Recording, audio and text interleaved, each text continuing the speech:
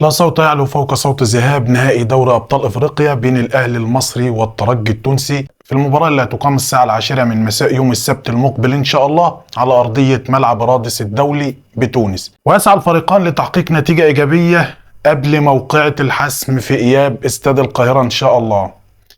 وعلق عصام الشوالي المعلق التونسي على المباراة خلال تصريحات تلفزيونية، وأقول لكم نجم التعليق العالمي الشوالي قال إيه، ويلا بينا نبدأ.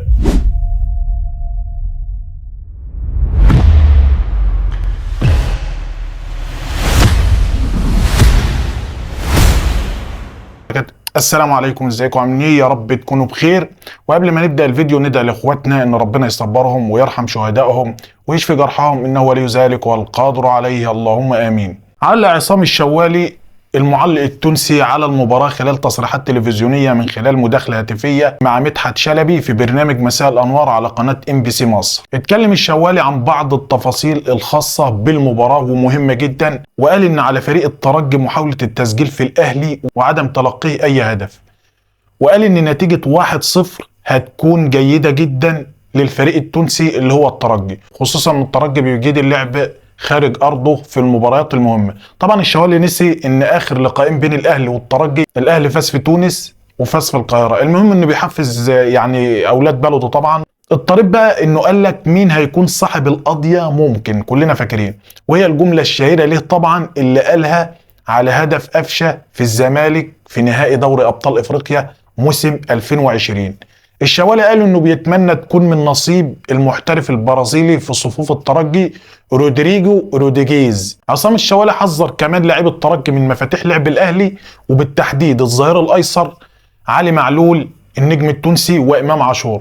عصام الشوالي قال كمان ان النادي الاهلي سيكون خصم قوي جدا جدا لنادي الترجي، خصوصا ان الاهلي في الفتره الاخيره اداؤه تصاعدي وعامل نتائج جيده جدا على الصعيد القاري والمحلي، عشان كده المواجهه هتكون قويه جدا، وهو بيتمناها للترجي انه يكون بطلا لافريقيا في النسخه دي.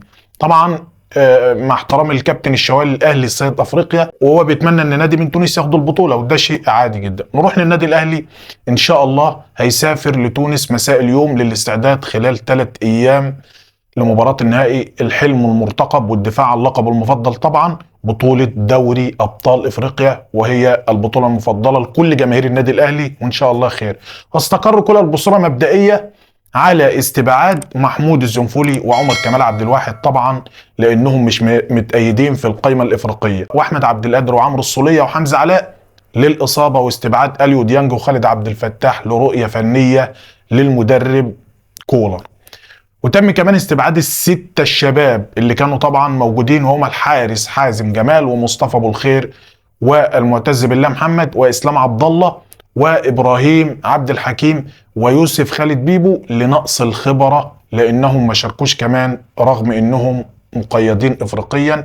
وطبعا علشان هم ما شاركوش وهم مؤيدين افريقيا طبعا، ولكن هم ما شاركوش، فعشان كده كولر استبعدهم. كولر بيفكر في واحد من الاثنين، خالد عبد الفتاح او كريم الدبيس، علشان يكون بديل لعلي معلول، لانه كلنا عارفين ان عمر كمال عبد الواحد مش مؤيد في القائمه الافريقيه. قائمه الاهلي في مباراه الترجي بنهائي دوري ابطال افريقيا هي: في حراسه المرمى محمد الشناوي ومصطفى شوبير ومصطفى مخلوف، دول الثلاث حراس. اما في خط الدفاع هيكون محمد هاني واكرم توفيق وكريم فؤاد ومحمود متولي ومحمد عبد المنعم وياسر ابراهيم وكريم الدبيس ورامي ربيعه وعلي معلول، وكريم الدبيس او خالد عبد الفتاح ورامي ربيعه وعلي معلول. اما في خط الوسط مروان عطيه وامام عاشور واحمد نبيل كوكا ومحمد مجدي قفشه وكريم ندفد وطاهر محمد طاهر ومحمد الضو كريستو ورضا سليم وحسين الشحات وبيرسي تاو. اما في الخط الهجوم عنده 3 هما محمود كهربا ووسام ابو علي وانطونيو موديست. والتشكيل الافضل من بين القائمه دي في اعتقادي هيبدا بمصطفى شوبير لحراسه المرمى، ومحمد هاني ظهير ايمن، وعلي معلول ظهير ايسر، واثنين مساكين رامي ربيعه ومحمد عبد المنعم. ثلاثي نص الملعب وهما اكرم توفيق ومروان عطيه وامام عاشور. اما الثلاثي الهجومي في اليمين هيكون بيرسي تاو، وفي الشمال حسين الشحات، ومهاجم صريح وهو وسام ابو علي.